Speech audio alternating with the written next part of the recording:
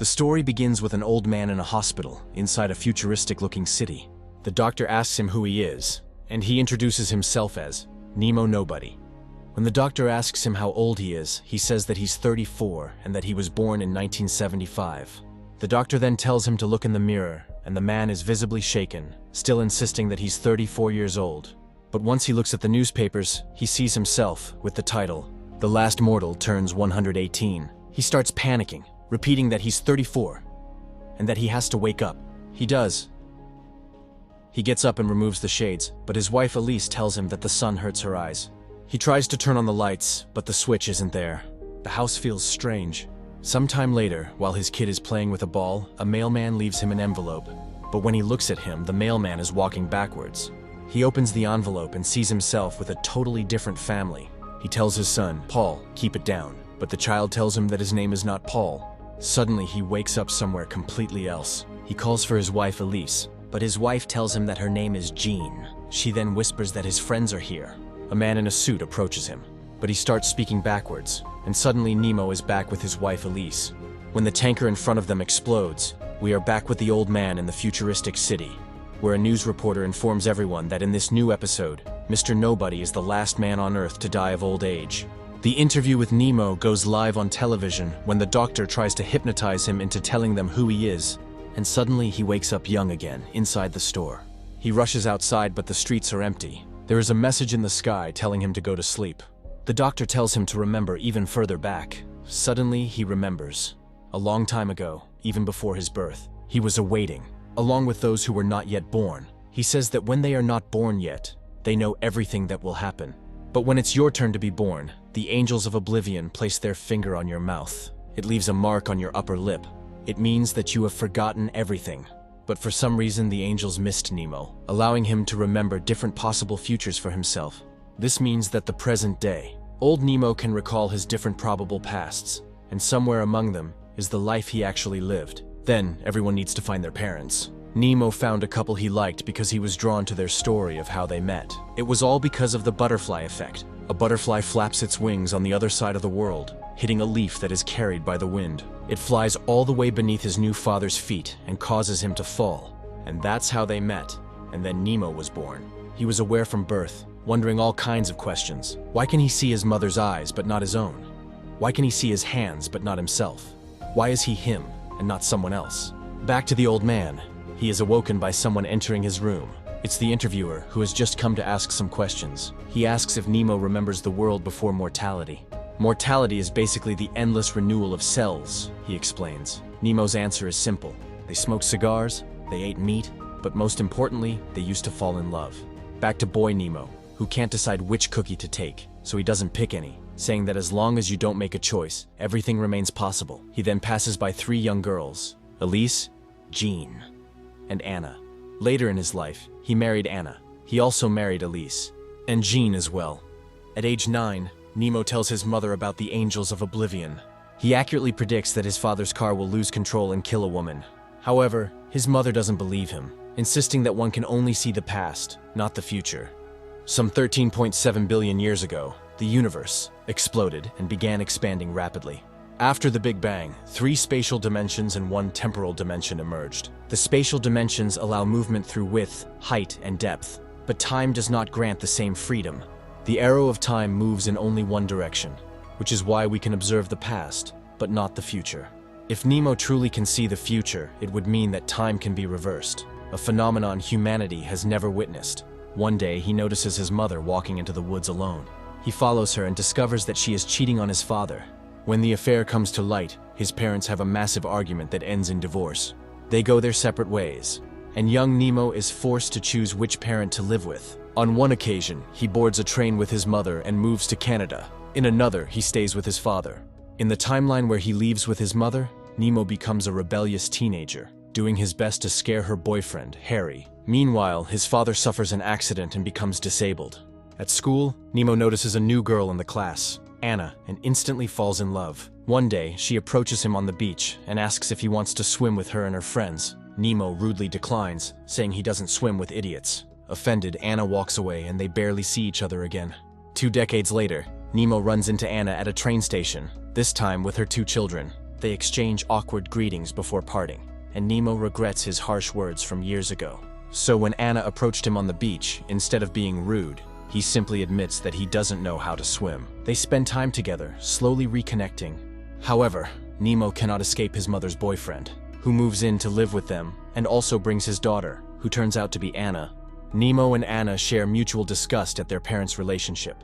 Nemo has fallen asleep during his interview, and he asks the man, "What do you see when you look at me?" A grumpy old man who never answers questions, who is kept busy by getting his meals. But that is not me. He then says that he's 9 years old, and he can run faster than the train. He can't feel his back hurt anymore. He says that he's 15, and that he is in love. Over time, Nemo and Anna grow romantically close. Nemo begins sneaking into Anna's room at night. Eventually, their affair is discovered, and their parents separate them.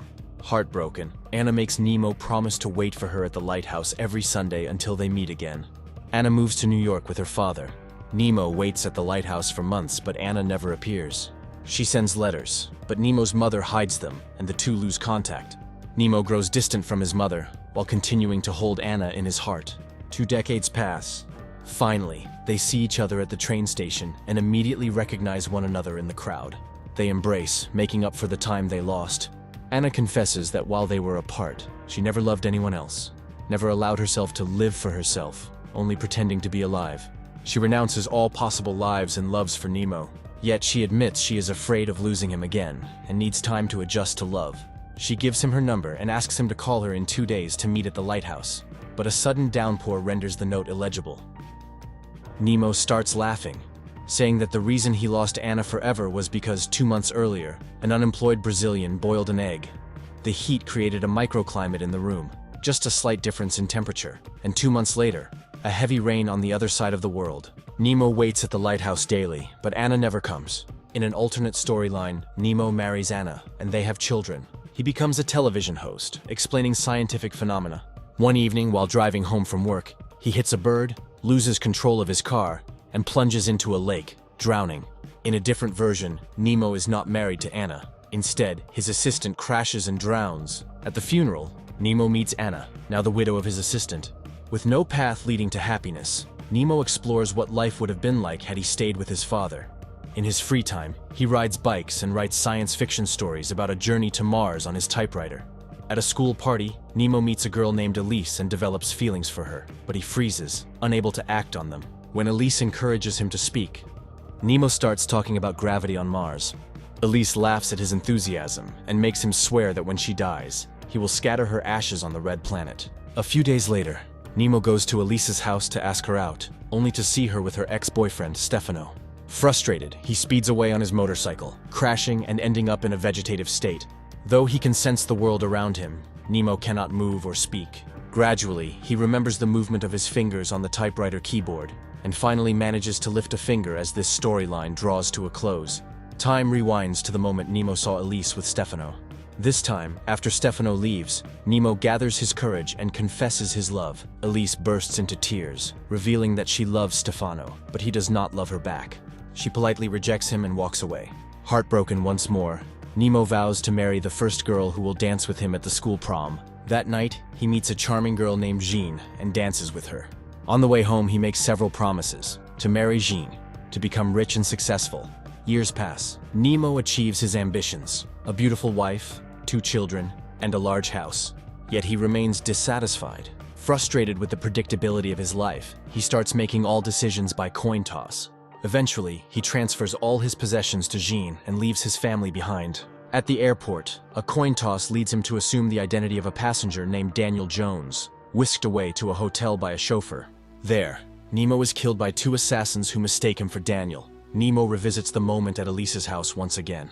This time, despite knowing she loves her ex, he persuades her to give him a chance. Years later, they marry. In one version of events, Elise dies in an explosion shortly after, and Nemo honors his promise by taking her ashes to Mars. On his way back to Earth, he encounters Anna aboard the spacecraft, but before they can speak, meteoroids destroy the ship.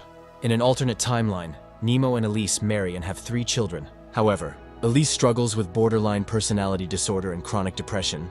Just like me, despite Nemo's efforts, she leaves him for Stefano. As Nemo explores the endless possibilities of his life, he repeatedly wakes up in a surreal, movie-like world, suggesting that none of these paths are truly real. Following scattered clues, he eventually arrives at a dilapidated, abandoned house.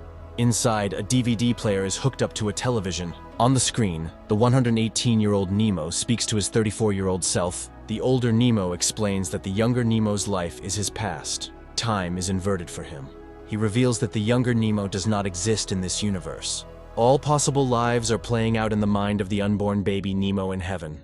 The older Nemo is experiencing the story from the end and must survive until 5:50 a.m. on February 12, 2092. After hearing all the possible storylines, the journalist is confused about which one is the true past. Nemo tells him that every path is correct. The journalist, perplexed, asks how Nemo can exist after death. Nemo starts laughing, asking the journalist, "How can you be so sure that you even exist?" Then tells him that he doesn't exist. They both live only in the imagination of a 9-year-old child, faced with an impossible choice. To decide correctly, young Nemo follows every option to its conclusion. After exploring all possibilities, he realizes the answer. Sometimes the best move is no move at all. He leaves both parents and runs toward an unknown future. The film returns to the old Nemo on his deathbed. Just before passing, he recalls his reunion with Anna and whispers her name. It is revealed that Anna ultimately came to the lighthouse. Reuniting with Nemo, this is the real path, his true life. At 5:50 a.m., the universe's expansion halts and begins to contract. After billions of years of expansion, gravitational forces finally counteract dark energy. Just as time opened after the Big Bang, it now closes as the universe retracts. Time reverses. Nemo returns to his childhood, witnesses his parents reconciling, and finally finds happiness with Anna. The 118-year-old Nemo cackles triumphantly as he springs back into awareness, realizing that his younger self has finally discovered true love and the life he was meant to live. And that's where the film ends. Make sure to subscribe and turn on notifications so you don't miss a new video. Thanks for watching.